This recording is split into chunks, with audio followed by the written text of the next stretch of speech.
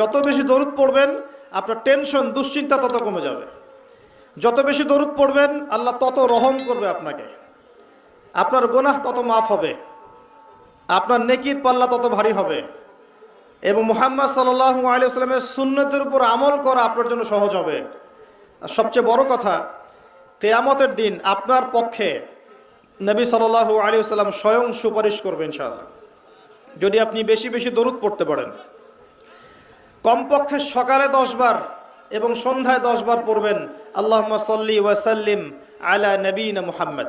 আমি 3টা দরুদ পড়তে উৎসাহিত করি। একটা ছোট্ট দরুদ বললাম, আল্লাহুম্মা সাল্লি, বলেন আমার সাথে, আল্লাহুম্মা সাল্লি ওয়া সাল্লিম আলা নবিয়িনা মুহাম্মদ, এটা একটা। অথবা এভাবে বলতে পারেন, আল্লাহুম্মা সাল্লি আলা মুহাম্মদ ওয়া সাল্লিম।